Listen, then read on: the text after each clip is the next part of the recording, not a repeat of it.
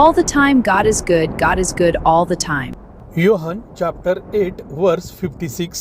तुमचा बाप अब्राहम माझा दिवस पाहण्यासाठी उल्हासित झाला, तो त्याने पाहिला व त्याला हर्ष झाला.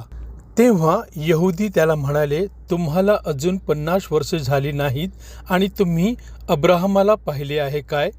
येशू त्यांना म्हणाला, मी तुम्हाला खचित खचित सांगतो, अब्राहमाचा जन्म झाला त्यापूर्वी मी आहे. ह्यावरून त्यांनी त्याला मारण्याकरता दगड उचलले, परंतु येशू मंदिरातून गुप्तपणे निघून गेला. इथे लिहिलेले आहे, प्रभू येशू त्यांना म्हणाला, तुमचा बाप, आपला बाप नाही तर तुमचा बाप अब्राहम माझा दिवस पाहण्यासाठी उल्हासित झाला, तो त्याने पाहिला व त्याला हर्ष झाला. आता अब्राहमने प्रभू येशूला कधी पाहिले होते? उत्पत्ती चॅप्टर 18 वर्स 1.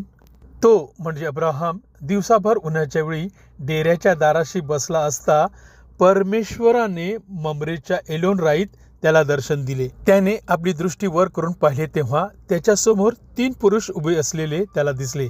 त्याने आपल्या डेऱ्याच्या दारापासून धावत सामोरे जाऊन जमिनीपर्यंत लवून त्याला नमन केले. मग तो म्हणजे प्रभू येशू म्हणाला, पुढल्या वसंत ऋतूत जीवनाच्या वेळेस मी तुझ्याकडे खात्रीने परत येईन, तेव्हा तुझी बायको सारा हिला मुलगा होईल. मग अब्राहमाशी बोलणे संपल्यावर परमेश्वर म्हणजे प्रभू येशू निघून गेला आणि अब्राहम आपल्या ठिकाणी परत आला. म्हणजेच अब्राहमने ज्या परमेश्वराला पाहिले होते तो प्रभू येशू ख्रिस्त होता. तसेच योहान चॅप्टर 1 वर्स 1, 2 आणि 3. प्रारंभी शब्द होता म्हणजे जगाच्या उत्पत्ती अगोदर प्रभू येशू होता. प्रारंभी शब्द होता, तर शब्द कोणाचा? पिता परमेश्वराचा. आणि शब्द कोण? तर प्रभू येशू. शब्द देवासह होता म्हणजे प्रभू येशू देवासह होता आणि शब्द म्हणजे प्रभू येशू देव होता. स्तोत्र चॅप्टर 33 वर्स 6. परमेश्वराच्या शब्दाने आकाश निर्माण झाले. परमेश्वराचा शब्द कोण? तर प्रभू येशू ख्रिस्त. तोच प्रारंभी देवासह होता म्हणजे प्रभू येशू प्रारंभापासून देवासह होता. सर्व काही म्हणजे सर्व उत्पत्ती त्याच्याद्वारे म्हणजे प्रभू येशू ख्रिस्ताद्वारे झाले आणि जे काही झाले ते त्याच्या वाचून म्हणजे प्रभू येशू ख्रिस्ता वाचून झाले नाही. वर्स 9 आणि 10. जो खरा प्रकाश प्रत्येक मनुष्याला प्रकाशित करतो तो जगात येणार होता म्हणजे प्रभू येशू ख्रिस्त जगात येणार होता. तो म्हणजे प्रभू येशू जगात होता व जग त्याच्याद्वारे झाले, तरी जगाने त्याला म्हणजे प्रभू येशू ख्रिस्ताला ओळखले नाही. आणि वर्स 14. शब्द म्हणजे प्रभू येशू नंतर देही झाला व त्याने आमच्यामध्ये वस्ती केली आणि आम्ही त्याचा गौरव पाहिला, तो पित्यापासून आलेल्या एकुलत्या एकाचा गौरव असावा, असा अनुग्रह व सत्य यांनी परिपूर्ण होता. पहिला पेत्र चॅप्टर 1 वर्स 10 आणि 11. ज्या संदेष्टांनी तुमच्यावर होणाऱ्या कृपेविषयी पूर्वी सांगितले, त्यांनी त्या तारणाविषयी म्हणजे प्रभू येशूविषयी बारकाईने शोध केला.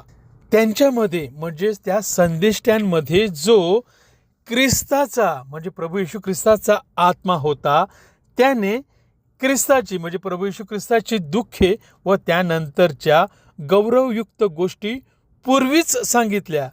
त्यात त्याने कोणता अथवा कसा काळ सुचवला ह्याविषयी ते शोध करत होते. ह्याचा अर्थ पवित्र शास्त्र बायबल हे प्रभू येशू ख्रिस्ताच्या आत्म्याद्वारे लिहिलेलं आहे. तसेच कलसेकरांस चॅप्टर 1 वर्स 15, 16 आणि 17. तो म्हणजे प्रभू येशू अदृश्य देवाचे प्रतिरूप आहे. तो सर्व उत्पत्तीत ज्येष्ठ आहे, कारण आकाशात व पृथ्वीवर असलेले दृश्य व अदृश्य असलेले राजे, अधिपती, सत्ताधीश किंवा अधिकारी असलेले जे काही आहे ते सर्व त्याच्यामध्ये म्हणजे प्रभू येशू ख्रिस्तामध्ये निर्माण झाले.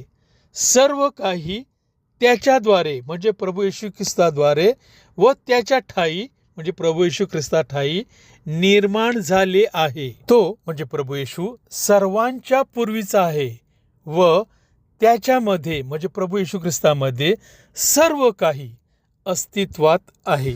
याचाच अर्थ स्वर्ग आणि पृथ्वी निर्माण करणारा प्रभू येशू ख्रिस्त आहे. पिता परमेश्वर राजा आहे. तो कधीच पृथ्वीवर आला नाही. त्याने सर्व काही प्रभू येशू ख्रिस्ताद्वारेच निर्माण केले आहे.